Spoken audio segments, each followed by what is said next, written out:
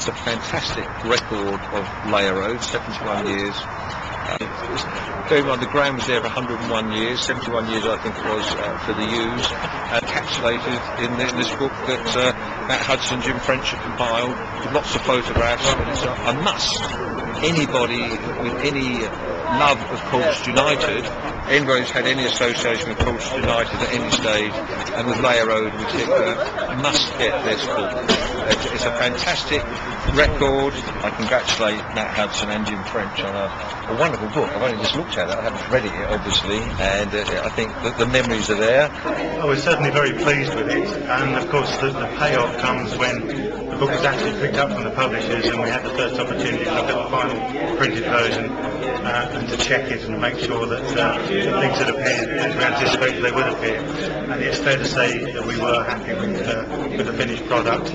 As far as exhaustive from the effort of putting it together is concerned, it's been nothing but pleasure from day one.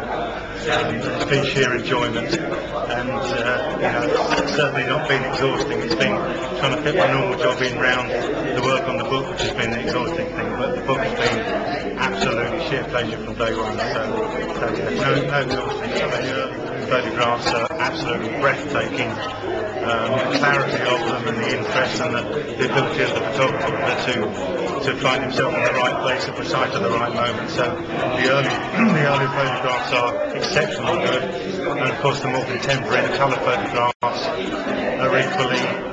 They are a moment in time of the history of Layer Road, captured precisely at that moment, and as such they're equally valuable. So I love the photographs which people have been kind enough to send in to us. Bear in mind that when we embarked on the project we had no idea whatsoever what sort of contribution, the quality of people's memories, whether people would be prepared to contribute in the way that we hoped they would. So it's fair to say that from the very first occasion when we opened the doors of the public library and invited people to come in and give us their verbal recollections of their memories of Layer Road, we've been absolutely bowled over by how heartfelt the memories are. We've been bowled over by people's ability to put into words how they feel about their attachment to the old ground. We've been impressed with people's ability to recall moments in time that may have occurred 10, 20, 30, 40, 50 years ago, and without exception every single contribution we received found its way into the book in one form or another. The majority required no editing whatsoever. You're obviously now an employee of this club, but you've seen both sides. You started on the terraces, of course, as just a general fan. Yeah, and I think that was a big part in the reasoning behind wanting to do the book as well, because when you stand alongside those people you realise how much the club means to them, and you want to be able to kind of capture that moment in time, because I think even with some of the more recent stuff, first of all people didn't want to necessarily contribute, they didn't think the championship years were history, but they might not be history now, but in 20, 30, 40 years time when this book's still in evidence, so it will be a generational thing that they can show their kids and say, look what happened in those 2 years in the championship. And I think that's probably one of the equally important things, that the stuff 70 years ago is just as crucial as the stuff that's happened more recently. When we've been in the lower divisions you tend to get your more local guys, but 2 years in the championship, we looked up a lot of guys from the national papers, often the chief sports writers, and it's something different for them. It wasn't a Leicester or an Old Trafford or something like that. It had a bit of character. Every stand was different, there was rustic everywhere, and that's what made Layer Road Layer Road. Do you think this book will be well received by a lot of football fans across the whole of the UK? Yeah, I mean, yourself, certainly a big group of people who, when these moments come up, when clubs leave grounds, Cardiff Union Park in the next week or so, people are interested in it because they've stood on those terraces themselves as part of their footballing heritage as well. And, every ground's important to supporters. We see that so many of them doing the nights too these days. So yeah, I think there will be an element of interest from people who don't necessarily follow Colchester United, but want to see the pictures in particular. I think there's enough photographic evidence there to make it of general interest to people who don't necessarily follow the club. In fact, I walked past Layer Road this evening and I stopped off and I looked at Layer Road and was able to look through the gaps in the door, and it's very sad the way it is. Oh, it's awful just to see it standing there in its derelict state. The wonderful pitch is now just overgrown. The stands have been, the bar side stands have been demolished. The main stand is still there, and I share your fears that one day it may go on fire. It'll go for housing one day. The planning brief, which would, if it happens, would be great, is the access road into the estate will go through the Layer Road goalmouth. And that perhaps we'll have a couple of pillars there where the goalposts were as the entrance, with some sort of recognition plaques or whatever on those. And I'm also hoping that the centre circle will be retained as a garden feature.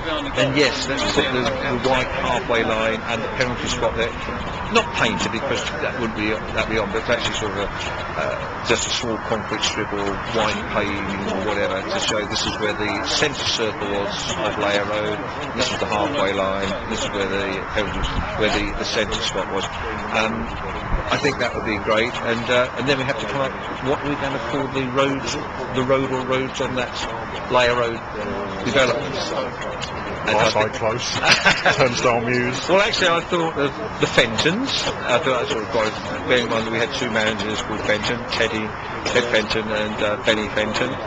It'd be nice to commemorate the fans. Player of the 20th century, Peter Wright, in some way, but we've got the Hunt brothers, the English brothers. I'm mentioning local people who played for Colchester United. So the first game I attended was 4th of November 1968, when as a family we went to see Colchester play Workington in the old Division 4 in the season that Dick Graham took over as manager, and I can honestly say that I was hooked from that very first night game, and I can still remember the game vividly, and I was absolutely entranced by the excitement, the colour, the noise, the fact it was my town against some opposing town, and I was hooked. I know it's a cliche, but hooked from the very first moment. So over the 40 years since, I have attended home games, many away games, virtually whenever it's been possible. So, I have 40 years of memories, some good, some bad, but I'm addicted to the club in such a way that whatever the future holds, I'll still be coming back and supporting them at whatever level they may be playing at. But the unique atmosphere of Colchester has been something I've always found to be particularly impressive compared to other clubs of a similar standing. On this project of the book, how did the two of you get together in this project and team up? Jim had listened to me to the programme for a couple of years before, and I like the way that you wrote and the things that you put in the book. So the contents of the book have fallen into place. As you realise, it consists of the memories of fans rather than text which we have originated, and it was merely a question of putting it together in a logical sequence and editing it as necessary, and as I said, very little editing was necessary. So no, it was, in terms of the challenge, it fell into place, and it was relatively easy to put it together in the form around. And I pay tribute because I can see it's not just hours of work. We're talking about here months, if not years, of getting the material, laying it out, writing up the stories, and it's one of these great books that every Colchester United supporter, past and present, needs to have.